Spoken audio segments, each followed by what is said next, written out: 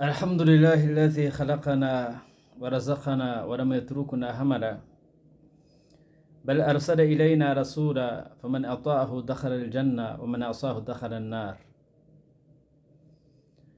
والصلاة والسلام على رسول الله وعلى سائر الأنبياء والمرسلين وعلى آل بيت رسول الله وعلى صحابته الكرام وعلى من تبعه بإحسان إلى يوم الدين، وبعد. فإن أصدق الحديث كتاب الله، وخير الهدي هدي محمد صلى الله عليه وسلم، وشر الأمور محدثاتها، وكل محدثة بدعة، وكل بدعة ضلالة، وكل ضلالة في النار. أعاذنا الله من النار ومن الضلالة. dutangiye dushimira Allah subhanahu wa ta'ala waturemye kandi akaturemera n'amafunguro, kandi akatwoherereza n'intumwa kugira ngo izo ntumwa zize zitwereke inzira nyayo ikwiriye kutugeza kwa Allah subhanahu wa ta'ala by'ukuri. Bityo uzumvira izo ntumwa azajya mu ijuru, n'uzazigomekaho azajya mu rutazima. Imana uturinde. Amahoro n'imigisha nibigwire kandi nibisakare ku ntumwa yacu Muhammadi sallallahu alaihi wasallama, we n'izindi ntumwa zose ndetse n'abahanuzi, abiwe mu rugo, abasangirangendo be n'abamuyobotse bose, natwe turimo kuzageza ku munsi w'imperuka. Dusaba Allah ko yadushyira muri abo ngabo. Amagambo meza n'amagambo y'Imana n'umuyoboro mwiza n'umuyoboro twigishijwe n'intumwa Muhammadi sallallahu alaihi wasallama. Ibintu bibi ni ibihimbano, kubera ko ibihimbano byose birayobya, kandi buri buyobe bwose buganisha umuriro utazima. Imana nyagasani uturinde. Iyo uyobye ntabwo ugera iyo wajyaga. Turakomeje kurebera hamwe no kwiga ndetse no guhugurana mu mateka yaranze abasangirangendo b'intumwa y'Imana Muhammadi sallallahu alaihi wasallama.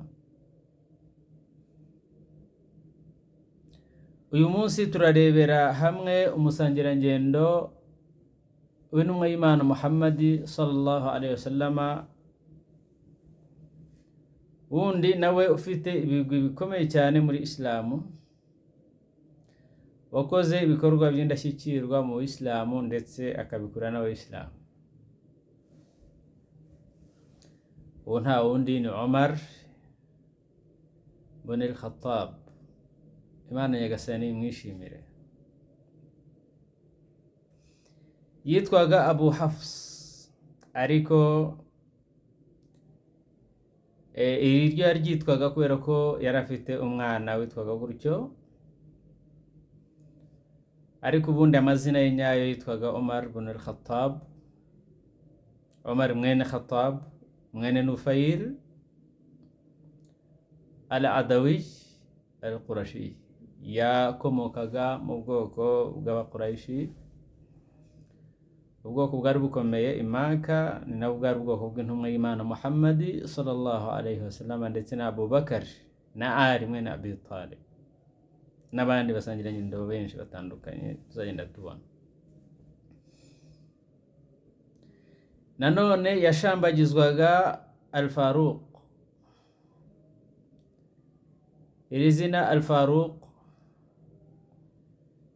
amateka yaryo bavuga ko yaryiswe n'intumwa y'Imana Muhammadi sallallahu alaihi wasallama, kubera ko amaze kuba umuyisilamu nibwo ubuyisilamu bwatangiye gukorera ku mugaragaro, asa n'ubuhagarikiye kubera igitinyiro cye. Hanyuma bahita bamwita Al-Faruq, bashaka kuvuga ko atandukanyije ukuri n'ikinyoma.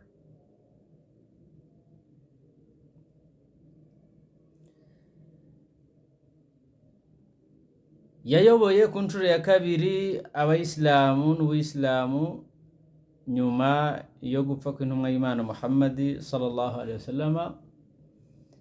Abarirwa mu basangirangendo bakomeye cyane b'intumwa y'Imana Muhammadi.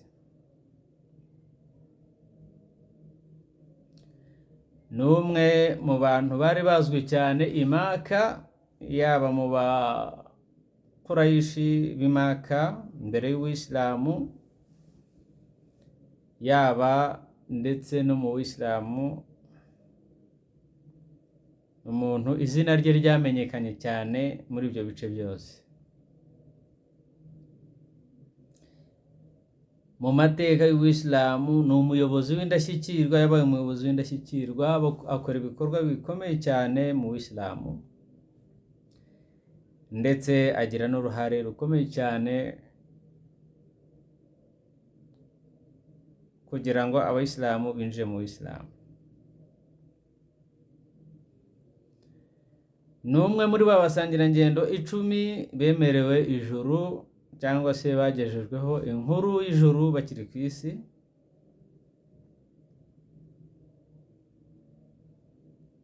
Ndetse ni umwe mu bamenyi b'abasahaba ndetse n'abasangirangendo, yari afite ubumenyi butari buke, ndetse yari mu bantu biyeguriye Imana atakirangazwa n'iby'isi. Nk'uko twabivuze, yayoboye abayisilamu n'Ubuyisilamu ku inshuro ya 2 nyuma y'urupfu rw'intumwa y'Imana Muhammad sallallahu alaihi wasallam. Habanje Abu Bakari, noneho nawe akurikiraho.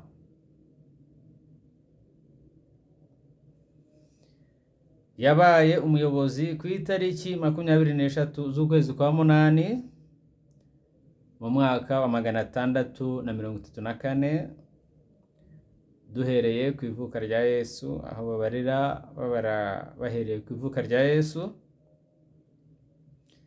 Byari bihuye neza n'itariki ya 22 mu kwezi kwa 6 k'Uwisilamu, hari mu mwaka wa 13 wa Kisilamu, ariwo wa wundi twita Hijiriya.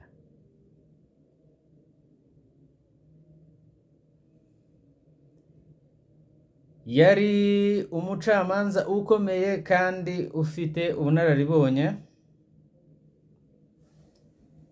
Yamenyekanye kuraho akarengane no kwimakaza ubutabera, haba ari mu bayisilamu ndetse no mu batari abasilamu. Iyo wabaga ufite ukuri kw'abandi warakugaruraga, uwo wabaga uri we wese, waba uri umuyisilamu cyangwa se utari umuyisilamu, warakugaruraga. Bamwe bavuga ko iki nacyo kiri mu mpamvu zatumye bamwita Al-Faruq, kubera ko yashoboye gutandukanya ukuri n'ikinyoma.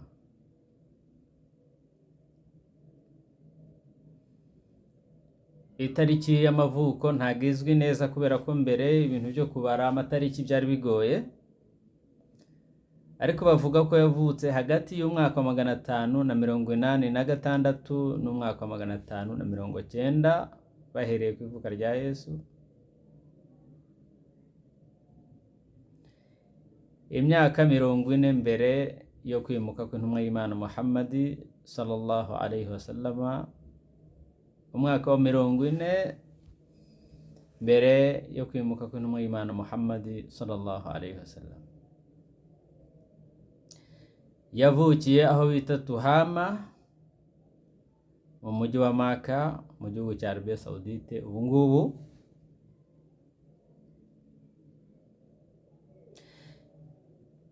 Yapfuye ku itariki 7 z'ukwezi kwa 11 mu mwaka wa 644, duhereye aho Yesu, ku ivuka rya Yesu. Byari bihuye neza n'itariki 26 z'ukwezi kwa Dhul-Hijja.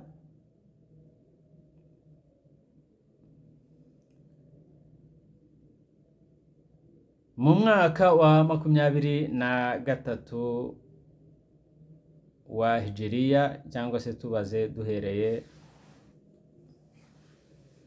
ku iyimuka ry'intumwa y'Imana Muhammad sallallahu alaihi wasallam. Yapfuye yishwe amateka atubwira neza neza ko yishwe n'uwo bita Abu Lu'lu'a al-Majusi ku iswala ya al-Fajr ari gusarisha abayisilamu. Yaramwatatse amuteragura ibyuma, bavuga ko yamujombaguye inshuro zigera muri 6, arangije ariruka aracika, ariko abasilamu bamwirukaho kugira ngo bamufate bamushyikirize ubutabera. Yagerageje kugenda ajombagura inkota abamwirukagaho, bamwe muri bo barapfa, ariko byanze bikunze baramufata. Amaze kubona ko bari bumufate rero byanze bikunze, nawe yiteye icyuma ariyahura arapfa. Omar ibn al-Khattab, Imana nyagasani mwishimire, yaguye i Madina mu gihugu cya Arabia Saudite, ndetse ahambwa n'iruhande rw'intumwa y'Imana Muhammad sallallahu alaihi wasallam na Abu Bakar.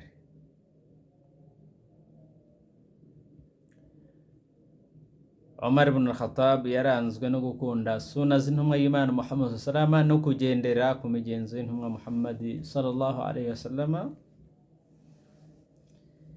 Ise nk'uko twabivuze yitwaga Khattab mwene Nufair mwene Abdul Uzza, yakomokaga mu bwoko bwa Quraishi, ubwoko bw'intumwa y'Imana Muhammad sallallahu alaihi wasallam, ubwoko bwari bwubahitse cyane i Maka kuri iki gihe.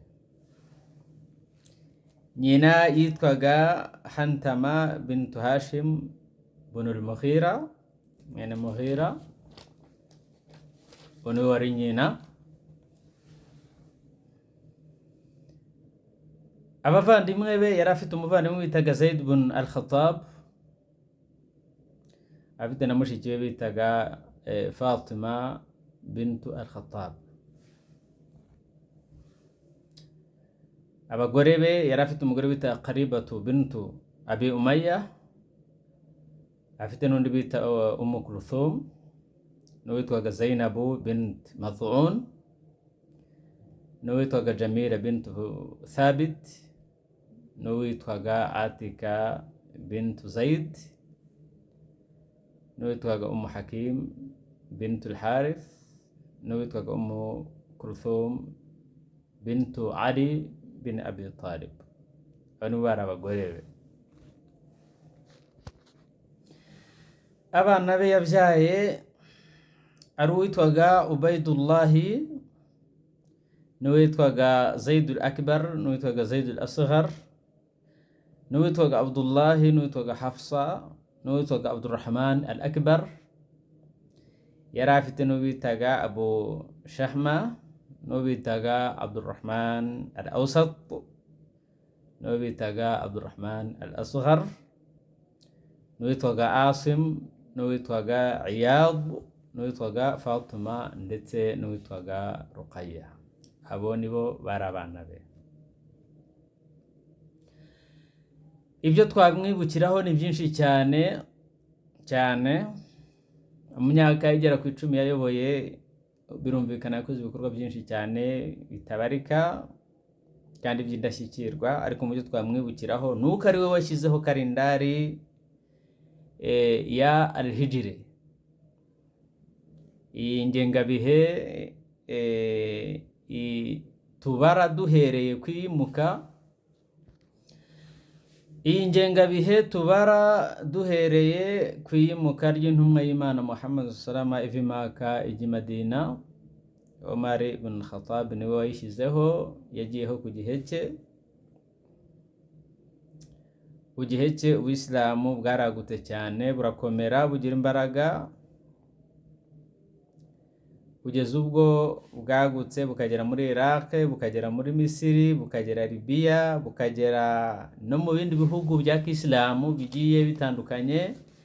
Ndetse ni nabwo Ubuislamu bwageze muri Palestine ku gihe cya Omar mwene Khattab. Imana nyagasani mwishimire. Ku nshuro ya mbere nibwo Ubuislamu bwageze muri Palestine, ndetse Palestine n'abanyapalestine bari batuye muri Palestine icyo gihe ku nshuro ya mbere batangira kuyoborwa ndetse no kugenzurwa n'amabwiriza n'amategeko ya Kisilamu.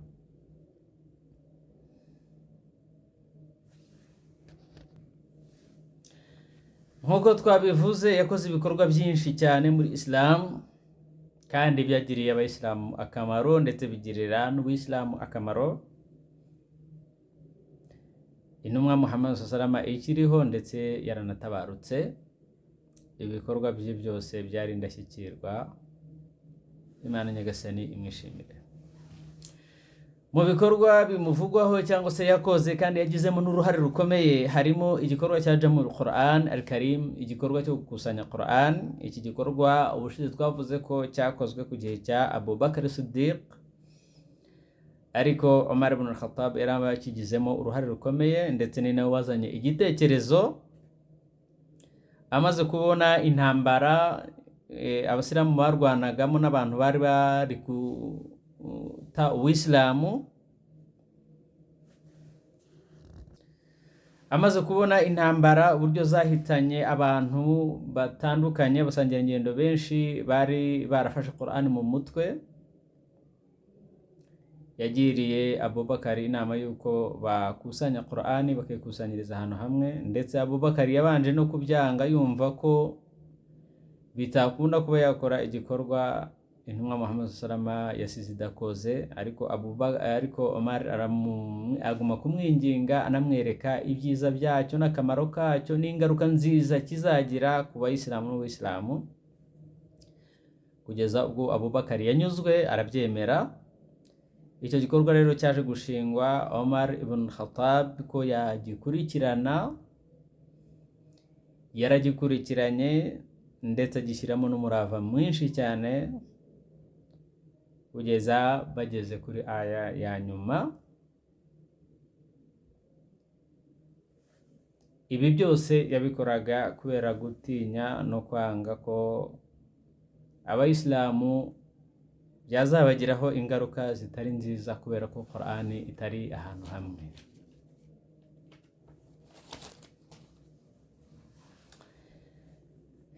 Ikindi twamwibukiraho Omar ibn al-Khattab nuko ari we wagaruye sunna ya salatu tarawih, kuyisarira mu musigiti ndetse no kuyisengera inyuma ya imam. Iki gikorwa cyari cyarabanje gukorwa n'intumwa y'Imana Muhammad sallallahu alaihi wasallam ku gihe cye, ariko ntiyagikora ibihe byose n'amajoro yose yasenzemo tarawih kubera gutinya ko cyagirwa itegeko. Intumwa Muhammad sallallahu yaraje iragikora, abantu baza ari benshi, no ku bwa kabiri bigenda uko. Hanyuma Intumwa Muhammad sallallahu itinya ko ikomeje Imana yakigira itegeko kandi kikazaremerera abantu cyangwa se kikabananira. Hanyuma Intumwa Muhammad sallallahu ntiyongera kugaruka kwisarira mu musigiti.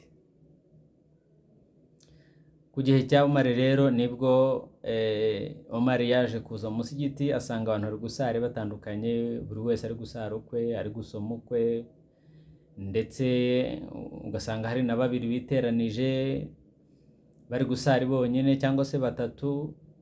Hanyuma Omar abona ko bidakwiriye kandi abona ko ikintu Muhammad sallallahu yatinyaga cyarangiye, ari cyo kugirwa itegeko, kubera ko ntago cyagombaga kugirwa itegeko Intumwa Muhammad sallallahu itariho.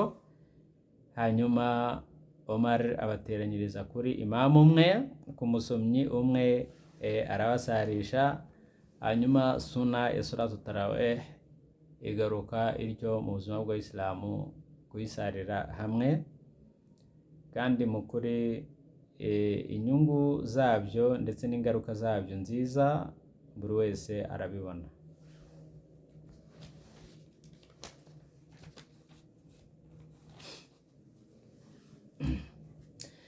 Ikindi twavuga nuko Omar ibn al-Khattab nanone yaguye umusigiti wa Makka ndetse yagura n'umusigiti wa Madina.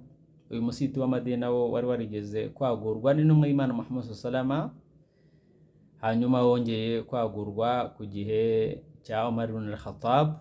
wongera no kwagurwa ku gihe cya Uthman ibn Affan. Ibindi bikorwa Omar ibn al-Khattab yashyizemo imbaraga ndetse n'ingufu nuko yazamuye iterambere ry'uburezi ndetse azamura n'iterambere ry'ubukungu, yubaka imijyi imwe n'imwe mu bihugu bya Kisilamu, ashyiraho abayobozi batandukanye, ndetse ikindi yitaye no kuri transport yakuraga abantu mu bihugu bitandukanye by'abayisilamu ibajyana mu bindi bihugu. Iki nacyo yacyitayeho agishyiramo ingufu kugira ngo abantu boroherwe ntibanavunike cyane mu ngendo zabo. Ikindi nanone yashyizemo imbaraga ni accountability, ni kubazwa inshingano. Umuyobozi kubazwa inshingano z'ibyo yakoze kugira ngo abayobozi batazana intege nkeya mu kuyobora no mu kubungabunga ibyo bashinzwe. Ikindi yashyizemo imbaraga ni ubutabera, kubushyiraho ndetse no kubuha umurongo. Ikindi yakoze ni ugukwirakwiza Uwisilamu mu bihugu byinshi ndetse n'ahantu henshi hatandukanye mu mpande nyinshi z'isi. Ikindi bavuga ko yakoze ku gihe cye ni uko yimuye maqamu Ibrahim. Ku gihe mbere yari ifatanye na Al-Kaaba, ariko aza kureba asanga bigora abantu kuhasarira, hanyuma arayimura ayishyiraho iri ubungubu kugira ngo bijye biborohera abantu bari gusara. Ikindi gikorwa yakoze ntagereranywa cyangwa se ntashyikirwa ni uko yashyizeho yagennye amoko atandukanye y'ibiryo ahabwa abakene, harimo nk'ifu y'ingano, amavuta ndetse n'ibindi, agamije kubatera inkunga ndetse no kubunganira mu byo badashoboye.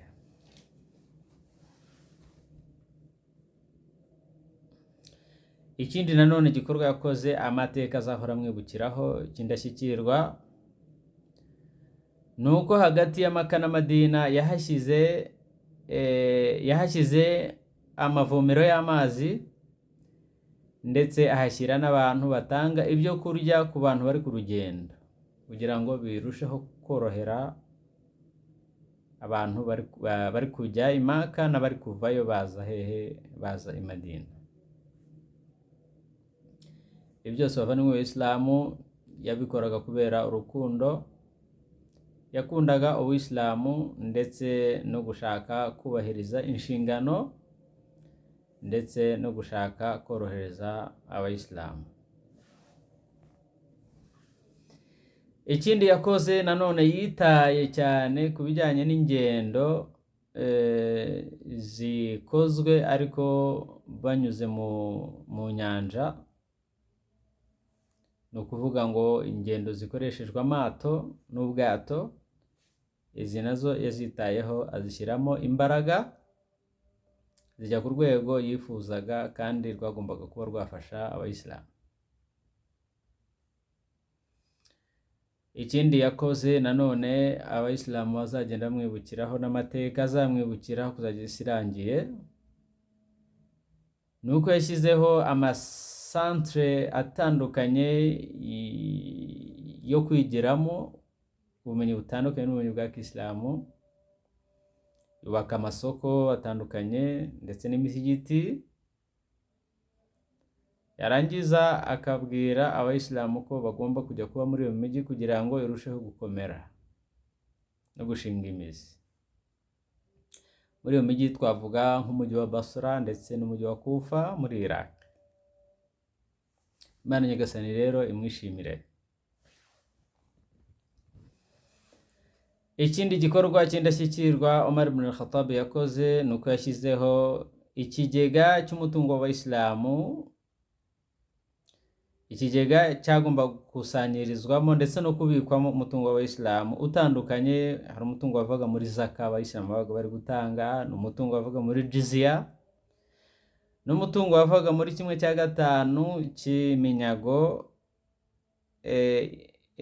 yabaga yanyazwe ku rugamba, ndetse n'indi mitungo yavaga mu bantu bapfaga badafite ababazungura. Iyo yose yajyaga mu kigega cy'umutungo w'abayisilamu ugafasha abayisilamu muri rusange. Ikindi gikorwa yakoze tuzamwibukiraho ndetse n'amateka azagomba kumwibukiraho, nuko yashyizeho gahunda yo guhemba umuntu uwo ari we wese wabaga wagaragaje igikorwa cy'indashyikirwa mu Isilamu, cyangwa se igikorwa cyo kwitanga, cy'ubwitange, kwitangira abandi cyangwa se kwitangira Uwisilamu, abishyiriraho igihembo. Ikindi gikorwa nanone yashyizeho igihembo cyo guhemba abantu babaga bavuye ku rugamba, abashyiriraho igihembo. Hanyuma ikindi gikorwa nanone yakoze, yashyizeho igikorwa cyangwa se yashyizeho gahunda y'icungamutungo ry'abayisilamu, ku buryo yashyizeho ibitabo byo kwandikamo umutungo w'abayisilamu wabaga winjiye uwo ari wo wose, n'aho wabaga uvuye aho ariho hose, ndetse ashyiraho na gahunda yo kwandika umutungo usohotse mu kigega cy'umutungo w'abayisilamu, n'icyo ugiye gukora na gahunda ugiye gukora, abo ugiye gufasha, byose bikandikwa. Ibyo byose byari ukugira ngo hacungwe neza umutungo w'Abayisilamu utazajya mu zindi nzira zitari zo cyangwa se zidakwiriye, zitateganijwe. Ikindi gikorwa yakoze Umar ibn al-Khattab, Imana nyagasani imwishimire, yashyizeho gahunda ihamye y'ubuyobozi, ashyiraho n'utunama ngishwanama tw'inararibonye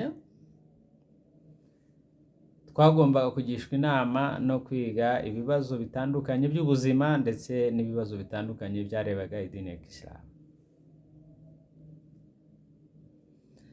Akanama ka mbere kari kagizwe n'aba muhajirin, abandi bari barimutse bavuye i Maka bajya i Madina, ndetse n'aba ansar nabo bari barasanze i Madina.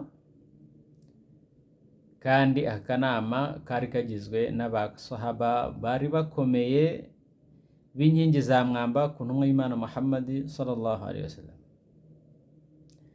Aba bateranaga iyo habonekaga ikibazo gikomeye, bakacyicaraho, bakakiganiraho, bagatanga ibitekerezo bikomeye.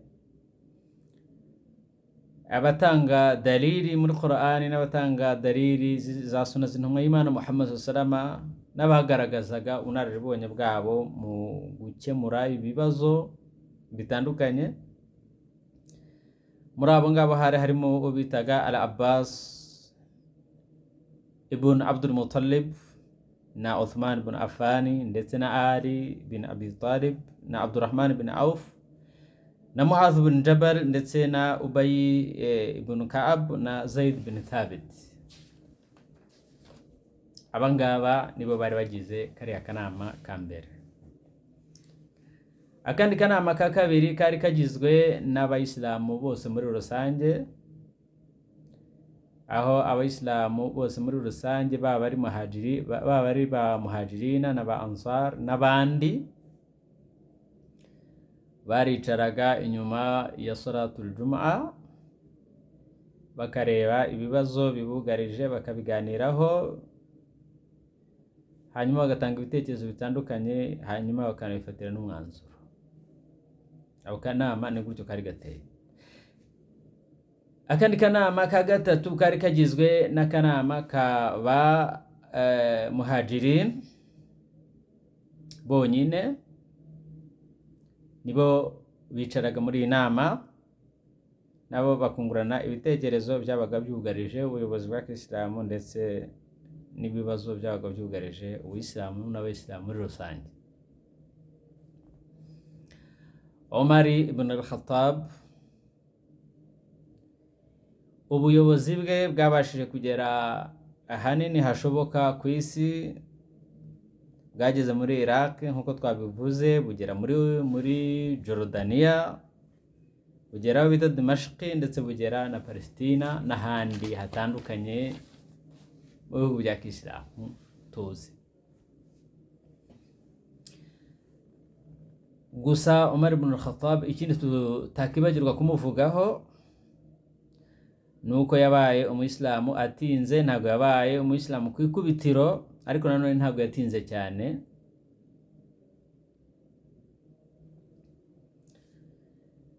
Ajya kuba umuyisilamu ndetse ntago yari yabiteguye, yarasohotse arakaye agiye guhiga intumwa Muhammad sallallahu alaihi wasallam ngo amugirire nabi. Ahura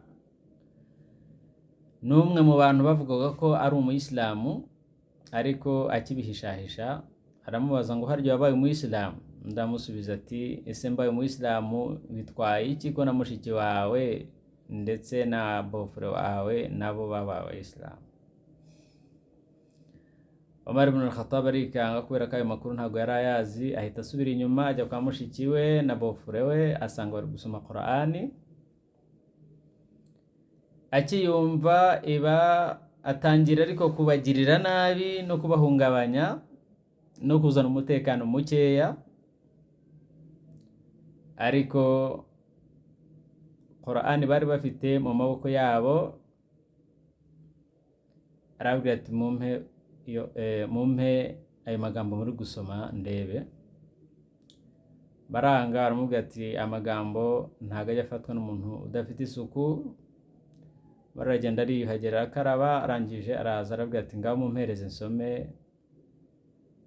Baramuha, arasoma, asanga yanditseho aya ziri muri surati Taha ma anzalna alayka al-Qur'ana litashqa illa tadhkiratan liman yakhsha tanzila mimman khalaqa al-arda was-samawati al-ula ar-rahmanu 'ala al-'arshi istawa ila qawlihi ta'ala lahu al-asma al-husna. Ni magambo yari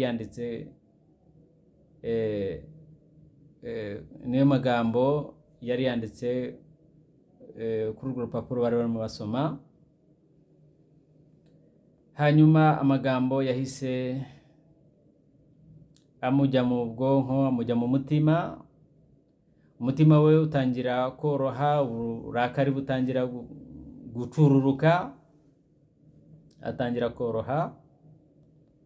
Hanyuma arangije avuga ijambo rikomeye agira ati min hadha yafirru Quraysh, ati mu magambo meza nk'aya ngaya, mu byiza nk'ibi ngibi Quraysh nibyo bahunga.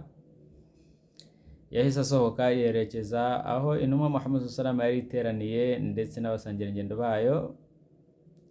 Aragenda arakomanga, barebera mu mwenge w'urugi babonana Umar. Abasangirangendo baratinya, baza basanga intumwa y'Imana Muhammad sallallahu alaihi wasallam, bamubwira ati ni Umar, kubera ko bari bamuziho ubukana ndetse bamuziho n'urwango rukomeye ku bayisilamu, kandi mu by'ukuri nta nkuru n'imwe bari bafite yuko yabaye umuyisilamu cyangwa se hari icyo yahuye nacyo cyamuhinduye. Hanyuma Hamza niwe wahagurutse arababwira ati nimumukingurire, nimba azanywe n'ibyiza turabimuha, ariko nimba azanywe n'ibibi nabyo turabimuhereza.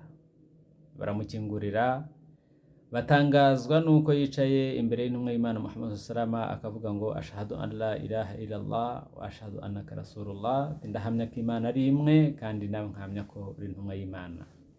Uko niko yabaye umuyisilamu. Amagambo ye yavuze, yatubwiye amagambo menshi cyane meza kandi yuzuye ubwenge n'ubuhanga. Ntago twavuga yose ngo tuyarangize, ariko turavuga amwe muri yo. Yaravuze ngo asluhu sarairakum tasluhu alaniyatikum, ati mujye mugerageza mutunganye ibyo mwita amabanga, hanyuma namwe Imana izabatunganyiriza ibigaragara kuri mwebwe. Nanone yaravuze ngo uzaseka cyane, iyo umuntu aseka cyane igitinyiro cye kiragabanyuka, kandi n'iyo umuntu akina cyane arasuzugurwa, kandi n'iyo umuntu akora igikorwa cyane akagikora kenshi, icyo gikorwa kigeraho kikamubaho karande ku buryo abantu bose bakimwibukiraho. Ati kandi n'umuntu iyo agize amagambo menshi agira n'amakosa menshi, kandi iyo umuntu agize amakosa menshi isoni ziragabanyuka zikaba nkeya. Ati kandi ugize isoni nkeya nta no gutinya agira, kandi ugize gutinya gukeya umutima we urapfa ukangirika. Ayo ari mu magambo twasigiwe na Umar ibn Khattab. Mu yandi magambo yuje ubwenge n'ubuhanga yadusigiye, rimwe umugabo yaraje aramubwira ati kanaka ni umunyakuri, arangije aramubwira ati ese wakoranye nawe urugendo? Umugabo aramusubiza ati hoya. Arongera amubaza ati ese waba warakoranye nawe mu kazi akariko kose? Umugabo aramubwira ati ashwida. Arongera aramubwira ati ese hari ikintu waba warigeze kumuha cy'indagizo neza akakikugarurira uko wakimuhaye? Undi aramubwira ati reka da. Hanyuma aramubwira ati uwo muntu ntago muzi, uretse kuba waramubonye azamura umutwe yongera no gusubiza hasi mu musigiti, ariko ntago muzi. Bivuze ngo kugira ngo wemeze ko umuntu ari umunyakuri kandi ari umwizerwa, nuko byibuze uba warakoranye nawe urugendo, cyangwa se warakoranye nawe mu kazi, cyangwa se waramuhaye indagizo akabasha kwicunga neza. Nanone mu magambo Umar ibn Khattab yatwigishije akomeye cyane, yaratubwiye ngo twebwe turi abantu Imana yahaye agaciro kubera Ubuislamu, nidushaka agaciro n'icyubahiro tunyuze mu yindi nzira itari Ubuislamu, Imana izadusuzuguza. Mu yandi magambo yaratubwiye ngo rimwe yabwiye abantu ngo mwari abantu basuzuguritse, Imana ibaha icyubahiro iboherereza intumwa yayo, ati nimuramuka mushatse icyubahiro mu buryo bundi butanyuze ku Mana n'intumwa yayo, Imana izabasuzuguza. Mu yandi magambo twihuse yaratubwiye ati njye nkunda umuntu umbwira amakosa yanjye n'inenge zanjye, mu gihe abandi banga babwira inenge n'amakosa, Umar ibn Khattab we yakundaga umubwira amakosa ye ndetse n'inenge ze. Mu yandi magambo Umar ibn Khattab yaratubwiye ngo ntihazagire umwe muri mwe ushyira amaboko mu mifuka ngo yange gukora, narangiza ngo avuge ngo Mana ngaburira, Mana mpa amafunguro.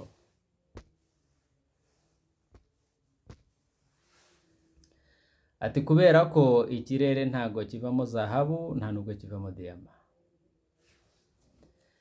Mu yandi magambo Umar ibn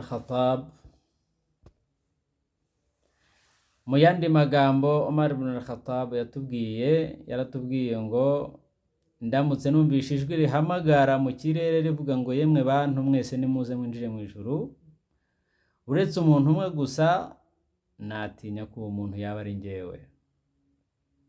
Ati kandi nanone ndamutse numvishe ijwi rihamagara rivuga ati yemwe bantu nimuze mwinjire mwese mu muriro, uretse umuntu umwe gusa utari buze kwinjiramo, nagira icyizere yuko uwo muntu yaba ari njyewe.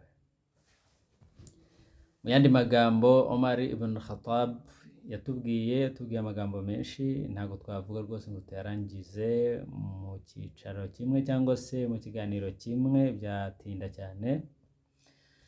Ariko reka dusoze iki kiganiro n'iri jambo yatubwiye agira ati ntangazwa n'umuntu ushidikanya ko Imana ihari kandi areba ibiremwa byayo. Ati kandi nanone ni ntangazwa n'umuntu wibagirwa urupfu kandi arureba imbere. Ati kandi nanone ntangazwa n'umuntu ushidikanya ko azazuka kandi Imana yaramuremye imukuye mu busa. Ati kandi nanone ntangazwa no kubona umuntu yubaka isi agashishikazwa no kubaka isi izarangira, ariko ntashishikazwe no kubaka ijuru rizahoraho iteka ryose. Ati kandi nanone ntangazwa no kubona umuntu yikuza akiremereza, kandi ejo mu gitondo yari amasohoro. Ati kandi nanone nkatangazwa no kubona umuntu yibona yikuza, kandi ejo mu gitondo azaba ari umurambo. Omar ibn al-Khattab yatubwiye amagambo akomeye cyane yujuje ubwenge n'ubuhanga. Reka dusabe Imana izaduhuze guhura nawe mu ijuru mu bwami bw'iteka. Subhanakallahumma bihamdika nashhadu an la ilaha illa anta nastaghfiruka wa natubu ilayka. Assalamu alaykum wa rahmatullahi wa barakatuh.